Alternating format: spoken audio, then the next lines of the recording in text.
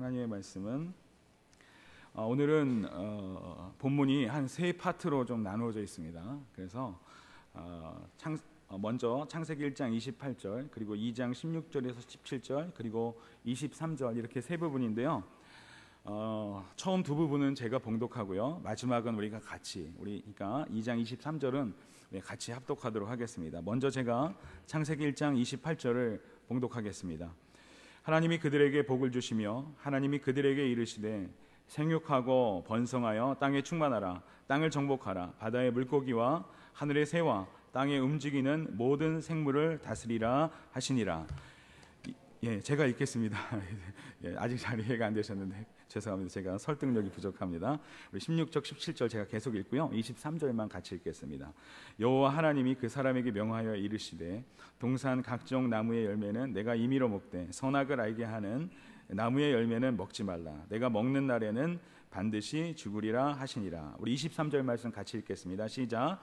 아담이 이르되 이는 내 뼈 중에 뼈요 살 중에 살이라. 이것을 남자에게서 취하였은즉 여자라 부르리라 하니라. 아멘. 우리 신원교회, 이 신원예담교회에 참 여러모로 감사해야 되겠다는 생각은 자주 했습니다. 우리 학교를 위해서 여러분들이 또 많은 또 헌금을 해주시고, 그래서 학교가 또 든든히 서가는데 큰 도움이 되었습니다. 참 감사합니다. 그리고 오늘 제가 본문 하나 추석하려고 그러다가 이제 우리 성도들이 살아가는데 어떻게 하면 도움이 될까 하고, 제가 조직신학자니까 성경 전체를 한번 꿰뚫어 보면서 이제 여러분들한테 뭔가 하나 체계를 만들어 드려야 되겠다라는 그런 마음으로 오늘 나왔습니다. 오늘 사실은 제가 집중적으로 좀 다루고 싶은 것은 뭐냐면 그리스도인의 삶 직분입니다. 제목은 우리가 어떻게 살 것인가 이렇게 되어 있는데, 어떻게 사느냐, 삶 직분으로 산다 이것입니다. 자, 영상 좀 보내실래요? 1번요. 제가 영상을 가지고 설명 좀 하겠습니다. 이 영상은 성경을 요약한 겁니다. 말하자면 타락 전 아담의 상태입니다. 그 다음에 타락 후 인간의 비참한 상태입니다. 그리고 이게 주안의 상태입니다. 우리 성도들이 지금 여기 와 있어요. 주님께서 재림하시면 마침내 완전히 회복, 또 그 이상 영광스럽게 됩니다. 아주 성경은 아주 흥미롭게도 이제 성경에서 가장 중요한 삶의 패러다임이 네 가지입니다. 이 네 가지입니다. 이 패러다임 바꿀 때마다 항상 거기에는 하나님의 심판이 있습니다. 타락할 때 에단의 심판이 있었죠. 그 다음에 여기서 구원받을 때입니다. 이게 여러분 이신칭이 이건 심판입니다. 무죄 선언할 뿐이지. 그리고 주님께서 오시면 마지막 최후 심판이 됩니다. 그리고 하나님은 인간을 창조하시고 인간으로 하여금 삼직분으로 살도록 조치하셨다는 것이 이제 성경의 가르침이 되겠습니다. 사실은 이 삼직분은 칼빈이 처음으로 교회학에 적용시켰습니다. 그 놀랍게도 지금 로마 카톨릭은 물론 동방종교 전 모든 교파들이 이걸 중심으로 지금 신학이 작업되고 있습니다. 그래서 말하자면 이 삼직분은 이 세계 전체 교회를 하나로 묶는 중요한 신학적 근거가 되는 것입니다. 자, 그다음 두 번째 주실래요? 여기 이제 첫째 이 상태입니다. 여러분 이게 XYZ입니다. 아마 수학 시간에 배웠을 거예요. 자, 세 가지 차원입니다. 말하자면 아담은 선지자 직분으로 살도록 창조함을 받았어요. 선지자 직분은 무엇이냐면요, 하나님의 진리를 아는 일이 참 중요합니다. 하나님의 진리를 알고 그 다음에 선포하고 가르치는 것이 이 선지자 직분의 이제 핵심이 되겠습니다. 동시에 미래를 내다보는 바로 그러한 이제 직분입니다. 그것이 바로 Z예요. 그리고 왕직분. 왕직분이라는 것은 살피고 챙겨주는 것이 핵심입니다. 성경의 왕의 개념과 이 세상의 왕의 개념은 전혀 다릅니다. 이 세상은 말하자면 군림하고 다른 사람을 짓밟고 정복하는 데 핵심이 있지만은 하나님 나라의 왕의 개념은 다른 사람을 잘 돌보고 챙겨주는데 관리하는데 의미가 있습니다. 그 다음 세 번째는 제사장 직분 수직입니다. 아담은 모든 피조물을 대표해서 하나님께 제사장으로 일하도록 조치했습니다.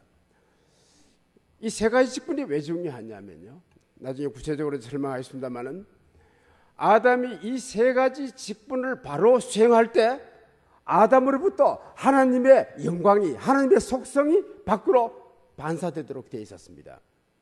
이거는 지금도 우리에게 마찬가지가 되겠습니다. 사실 오늘 여기 세 가지 관계, 수직적인 관계, 수평적인 관계가 이것이 왕이지요. 그 다음 시간적인 관계, 이것이 이제 선지자입니다. 선지자 관계인데 이걸 바울용어로 말하면 사실은 수직은 믿음이고 수평은 사랑이고 그 다음에 시간, 이거는 선지자 직분, 이거는 소망입니다. 우리 신약 용어로 말한다면 우리가 믿음, 소망, 사랑으로 살 때 우리도 모르게 우리로부터 누가 반사된다고요? 하나님이 반사되도록 되어 있습니다. 너희는 세상의 빛이라 했을 때 우연히 그렇게 말씀하신 아닙니다. 우리 모든 인간은 하나님의 형상으로서 하나님 자체를 밖으로 발산하도록 되었다는 것이 성경의 가르침인 것입니다. 그 다음 밑에 그림 보면 이거 자유의지입니다. 우리가 아담은 창조함을 받을 때 자유의지를 가졌는데 자유의지 개념이 중요합니다. 자유의지란 뭐냐면요, 중립 위치에 있다는 뜻입니다. 내가 선을 행할 수도 있고 악을 행할 수도 있다는 거예요. 말하자면 아담이 이 자유의지를 어떻게 사용하느냐에 따라 그의 이제 운명이 이제 바꿔지는 것입니다. 사실 하나님께서는 아담으로 하여금 가장 완벽한 인간이 되도록 하셨습니다. 그 어디에 달렸느냐 하면 이 자유의지를 얼만큼 하나님의 뜻대로 사용하느냐에 따라 달리는 것입니다. 그리고 세 번째 그림 주실래요? 오늘 우리가 참 안타까운 것은 이것입니다. 아담이 자유의지를 바로 사용해서 하나님을 원하신 쪽으로 방향을 돌렸더라면요, 여기서 일로 떨어지지 않고 막바로 영광스러운 상태로 올라갔을 것입니다. 이것이 가장 참 안타까운 일입니다. 물론 나중에 우리가 여러 단계를 거쳐서 이 단계 가긴 갑니다. 하나님의 은혜를 통해서. 그러나 만일 아담이 여기서 직접 갔더라면 오늘 우리는 이러한 불행한 일을 우리가 당하지 않았을 것입니다.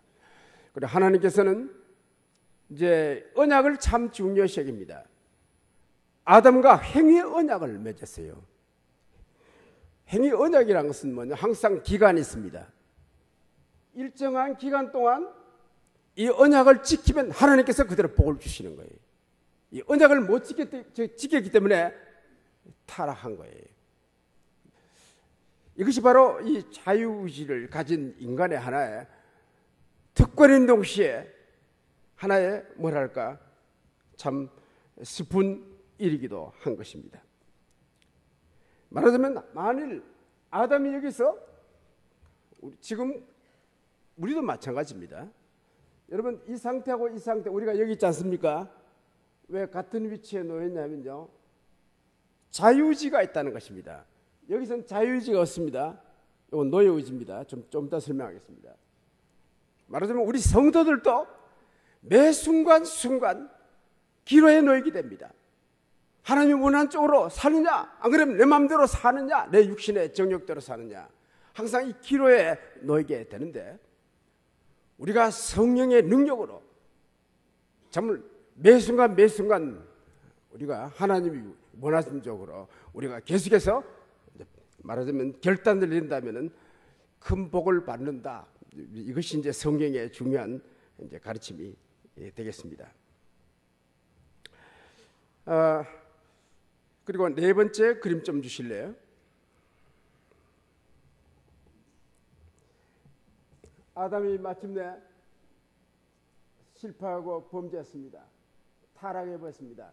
이 원죄란 무엇이냐면은, 원죄는 그저 아담이 선악과를 따먹었다 이것으로 끝나지 않습니다.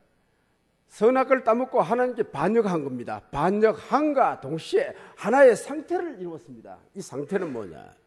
여긴 죄와 사망의 법이 지배하는 상태입니다.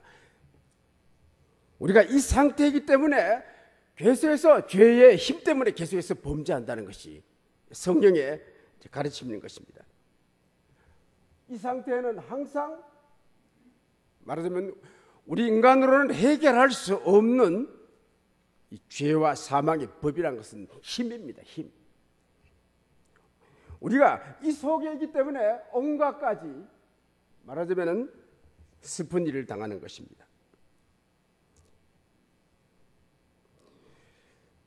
그러면 오늘 여기 이 속에 여기 삼직분이 다 끊겨졌지 않습니까? 인간이 타락한 다음에 이 삼직분이 왜곡되어 버렸습니다. 선지자 직분은요, 하나님에 대해서 알지도 못합니다. 미래도 모릅니다. 시간도 잃어버립니다. 영적으로 무지합니다. 그래서 점성술, 점 이런 것이 막 발달하는 거예요.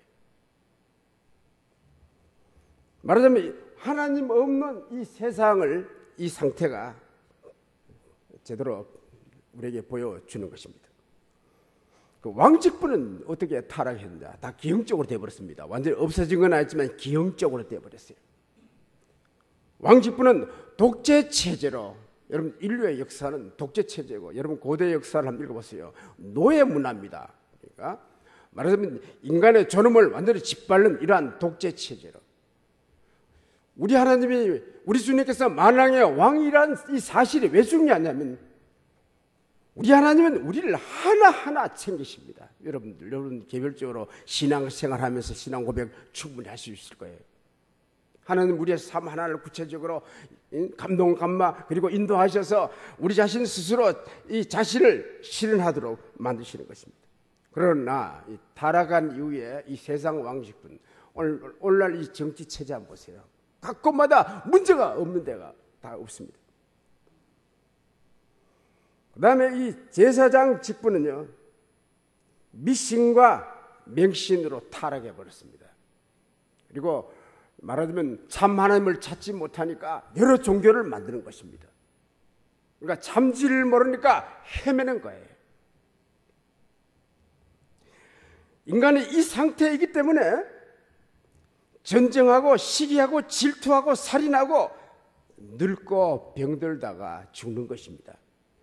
왜냐? 죄와 사망의 법이 지배하기 때문입니다. 이게 참 무서운 일이죠. 이 상태는 완전히 시간을 잃어버린, 여러분 우리 하나님 없는 사람들은요, 과거도 없습니다. 과거 별로 기억하지 못합니다. 미래도 없어요. 하나님 없는 사람의 특징이 뭐냐면 오늘 현재 이 순간을 잘 즐기자, 현실 중심적인 그러한 인간이 되어버린 것입니다. 바울은 바로 이걸 가지고 육의 상태 혹은 사망의 상태 이렇게 표현합니다. 그러니까 이 상태 이걸 육 혹은 육신 이렇게 표현합니다. 무슨 말인가 하니까 하나님과 관계가 단절돼서 자기 마음대로 사는 것, 성령 없는 삶, 이것이 바로 육이고 육신입니다. 사실 이 우리말 번역에는 이게 아직까지는 구분되지 않는데, 이제 우리가 보통 현재 이제 그런 말 씁니다. 육신은 뭐냐? 단순한 고기 덩어리가 아닙니다. 하나님과 관계가 없는 상태, 영육과 나홀로 관계가 없이 마음대로 사는 것, 이걸 바울은 육 혹은 육신으로서 굉장히 질타합니다. 여러분 성경 전체는 어떤 면에서는 이 육의 문제를 어떻게 해결할 것인가, 여기에 포커스가 맞춰 있다 해도 이제 과언이 아닌 것입니다. 반면에 우리가 성령으로 중생하잖아요. 하나님과 더불어 살지 않습니까? 이게 영입니다.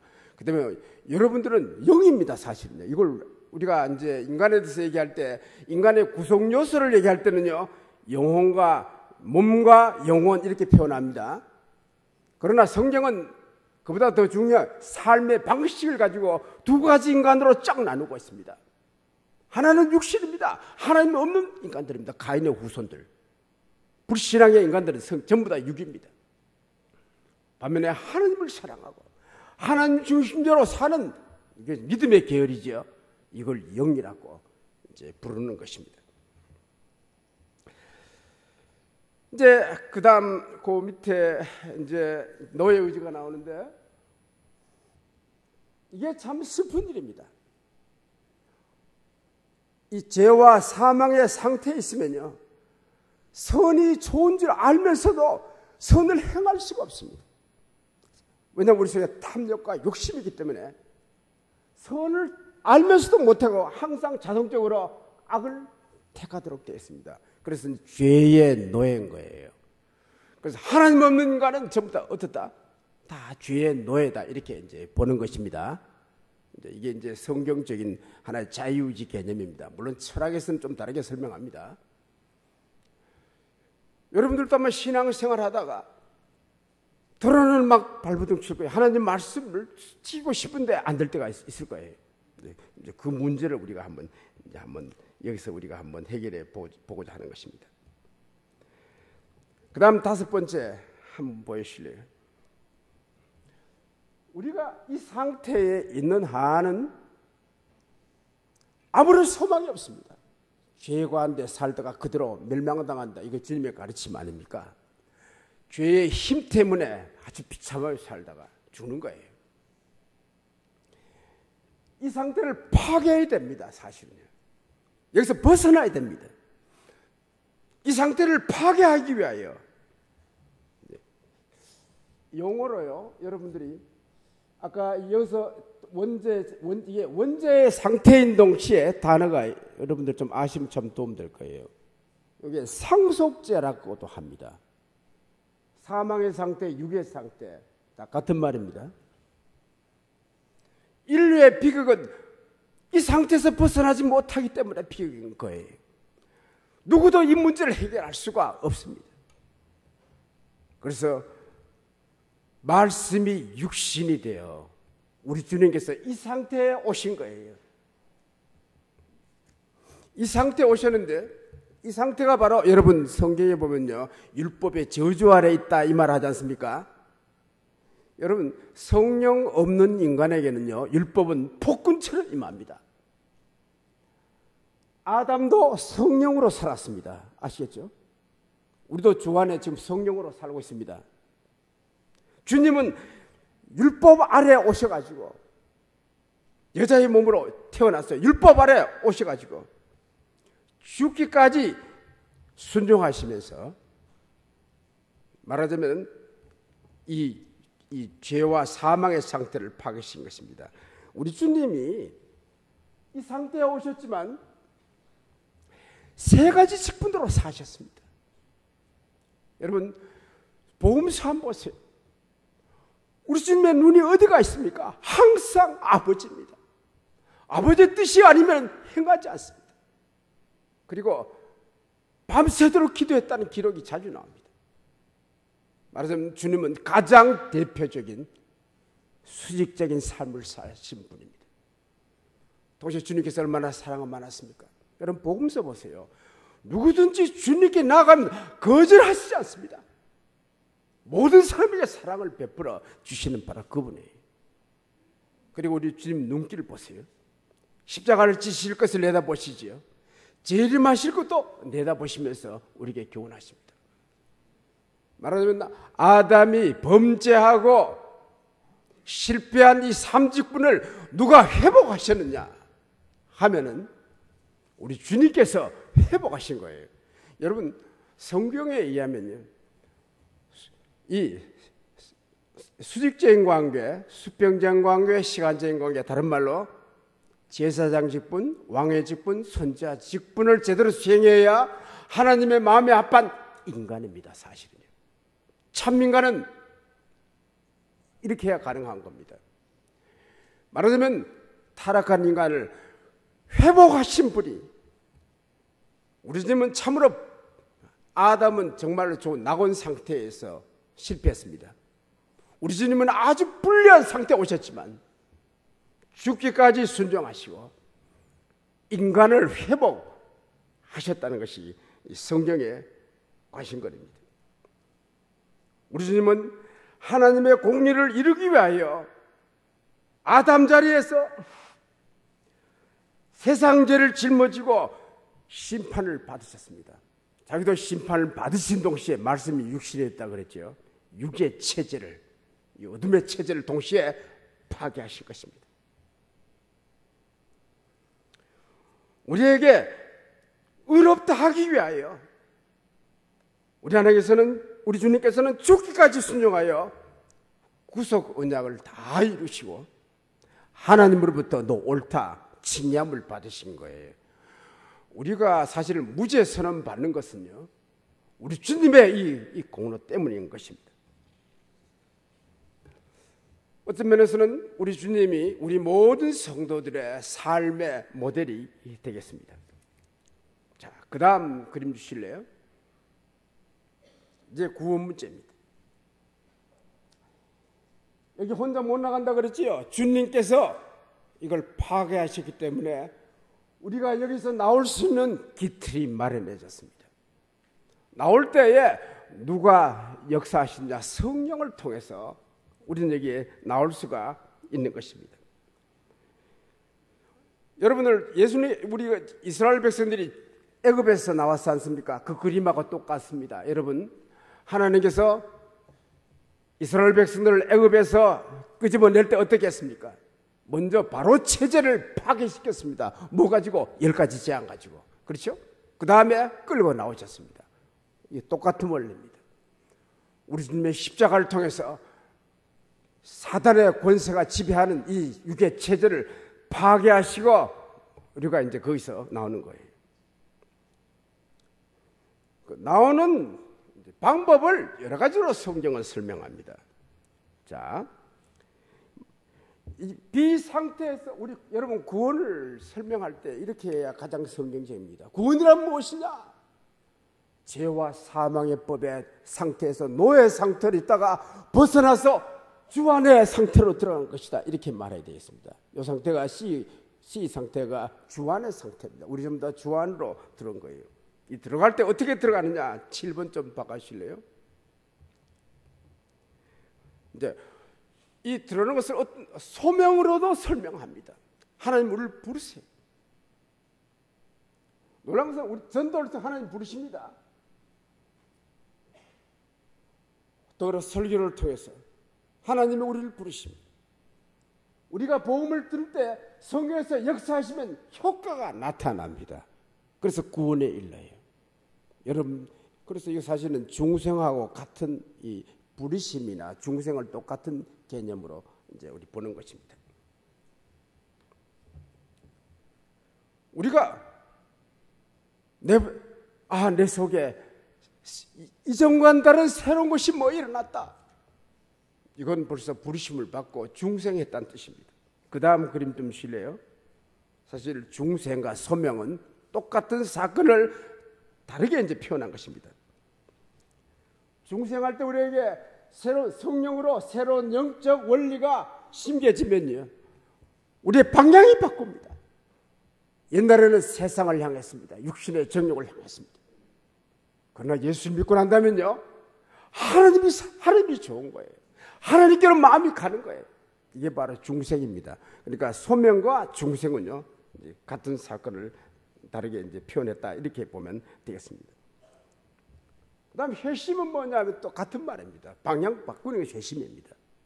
그 때문에 우리가 아까 사망의 상태에서 벗어나서 주 안에서 들어오는 것이 이게 구원인데, 구원을 소명으로도 설명할 수 있고 중생으로도 설명할 수 있고 회심으로도 설명할 수가 있는 거예요. 이제는 하나님이 별로 좋지 않은데 이제는 하나님 없이 못 살겠다는 거예요. 중생했다는 증거입니다. 사실은 부르심을 받았다는 증거가 되겠습니다. 그 다음에 이것은 또 칭의를 통해서 설명이 가능합니다. 구원 보여주실래요? 자, 이 그림을 한번 보세요. 이 그림을 머리에 여러분들 넣어놓으면 참 좋을 거예요. 승귀하신 예수님께서 우리에게 성령을 보내주셨습니다. 이때 내가 말씀을 들었어요. 전도를 들었어요. 이것이 바로 소명입니다. 동시에 이 순간은 중생입니다. 이때 뭐가 내게 생긴다고요? 믿음이 생겨요. 믿음은 가만히 있지를 못합니다. 누구를 잡는다고요? 예수를 잡아야. 그래서 주님과 나 사이에 신비한 연합이 이루어지는 거예요. 여러분 마음속에 하나님 없이 못 살겠다, 예수님 없이 못 살겠다 하면요, 연합이 되었다는 것을 말하는 거예요. 하늘에 계신 우리 하나님은요, 나와 예수님이 연합됐잖아요. 나는 아직까지 부족합니다. 연합됐으면 하나님이 이렇게 보십니다. 저 개떡 같은 놈이 언제 예수처럼 된다. 우리가 연합된과 동시에 하나님 눈에는 내가 예수님처럼 보이는 거예요. 그래서 너 옳다, 칭함을 받는 거예요. 그럼 칭함을 받은 결과는 뭡니까? 마음의 평강 아닙니까? 여러분, 이 세상이 불안 속에 살고 있습니다. 왜 우울증 걸립니까? 평안이 있기 때문입니다. 그러나 우리가 참으로 칭함을 받을 때 이 놀라운 참 샬롬을 이제 경험할 수가 있는 것입니다. 이 사건과 동시에 우리에게 세 가지 직분이 말하자면 회복되는 것입니다. 그리고 자유의지가 회복되는 거예요. 우리가 자유의지를 잘 사용해야 됩니다. 여러분, 그래서 우리가 성령의 도움을 받지 않고는요, 자유의지를 바로 사용할 수가 없습니다. 그래서 우리 그리스도인에게 가장 중요한 것이 뭐냐면 기도입니다. 기도. 특히 난 새벽 기도를 참 중요시 여기는데, 기도하면 나도 모르게 자유의지를 하나님 원하는 쪽으로 사용하도록 되어 있습니다. 그리고 우리가 이렇게 성령 충만 받을 때 하나님에 대한 사랑이 대단해집니다. 믿음입니다. 제사장 직분입니다. 동시에 성령 충만 받을 때 다른 사람을 사랑하게 됩니다. 다른 사람에게 어떻게 좋은 거 주고 싶어요. 그 다음에 중생한 자의 특징 중에 하나가 뭐냐면 시간 회복입니다. 우리는요, 2000년 전 예수님께서 십자가를 되돌아봅니다. 십자가를 통해서 창조까지 봅니다. 미래로는요, 예수님이 재림하실까지 내다봅니다. 말하자면 그리스도인은요, 시간을 회복한 존재인 것입니다. 오늘 우리 그리스도인들이 성공적으로 우리가 세상을 살아야 됩니다. 어떤 면에서는 우리 오늘 한국교회 전체가, 우리 성도들 전체가 삼직분을 우리가 회복해야 된다는 것입니다. 이건 우리 힘으로 되는 것이 아닙니다. 누군지 주 안에 들어온 사람은요, 성령 이동으로 가능하다는 거예요. 그런데 여기서 잊어서는 안 될 것은 뭐냐면요, 아까 다음 그림 좀 주실래요? 이 상태에는요, 아직까지 우리에겐 죄성이 있다는 것을 아셔야 됩니다. 완전하지 않습니다. 아시겠죠? 그래서 영적인 전투가 필요하다는 겁니다. 넘어질 수 있어요. 여러분, 매 순간 다 하나님 말씀대로 살 수 있었습니까? 그렇지 않죠. 그죠? 왜냐? 아직까지 죄성이기 때문에. 우리 속에 비록 성령의 생명의 씨앗은 있지만 아직까지 연약합니다. 그래서 성령의 도움을 이제 필요로 하는 거예요.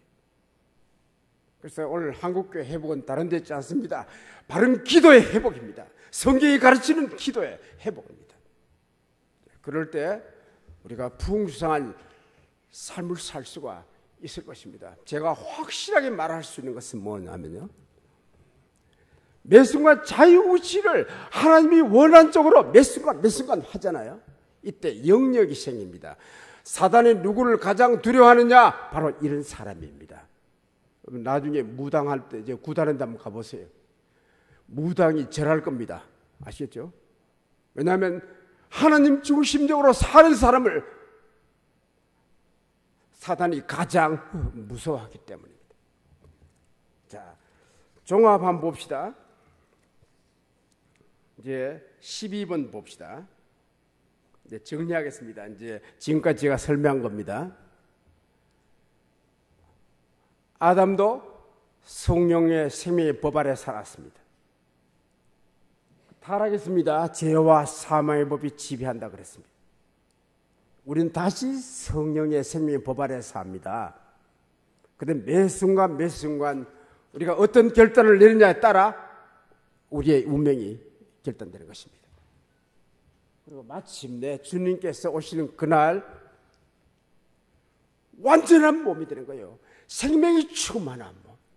여러분, 그리스 사람들은 헤라클레스를 가장 완벽한 인간으로 봅니다. 그러나 성경은 그보다 더 완벽한 인간을 우리에게 보여주는데, 주님께서 오실 때 여러분 그날 우리의 육체는 가장 튼튼하고 가장 아름답고 몸이 좀 더 커질지 모르겠습니다. 죄 때문에 좀 찌그러졌다고 보거든요. 그러나 우리 개성은 그대로 다 살아있지. 영광스러운 몸이 되는 거예요. 우리가 이것을 내다보며 오늘 우리는 어떻게 살 것이냐. 세 가지 직분입니다. 세 가지 직분. 선지자 직분. 선지자 직분으로서 우리는 다른 사람을 위하여 기도하는 거, 이거 제사장 직분입니다, 여러분. 그리고 선한 사마리아 사람처럼 불쌍한 사람 도와주는 거 제사장 직분입니다. 우리가 복음을 잘 이해하고 배우는 거, 가르치는 거, 전하는 거 전부 다 선지자 직분입니다. 그 다음에 각자 재능을 잘 발휘해서 우리 자신도 실현할 뿐만 아니라, 그래서 이제 기독교 문화가 생기는 것입니다. 그리고 다른 사람이 잘 할 수 있도록, 자기를 잘 개발할 수 있도록 도와주는 것이 바로 왕직분인 것입니다. 이와 같은 세 가지 직분이 오늘 우리 한국교회에 가장 필요하지 않나 하는 생각이 듭니다. 아무쪼록 우리 신원 예담교회는 참 들어오니까 성령 충만한 교회임을 제가 느끼겠습니다. 더욱 성령 충만해서 이 시대에 참 빛과 소금의 역할을 하는 교회가 되시길 바랍니다. 같이 기도하겠습니다. 하나님 아버지, 오늘 우리에게 또 새로운 말씀을 주시고, 또한 하나님을 알게 하시고, 또한 하나님을 우리의 왕으로 섬길 수 있는 그러한 복을 허락해 주셨사오니, 성령께서 우리 마음속에 역사하셔서 믿음, 소망, 사랑의 삶을 잘 살고 이 세상 사람들에게 예수 그리스도를 보여주는 귀한 성도들이 될 수 있도록 은혜를 베풀어 주옵소서. 예수님의 이름으로 기도하옵나이다. 아멘.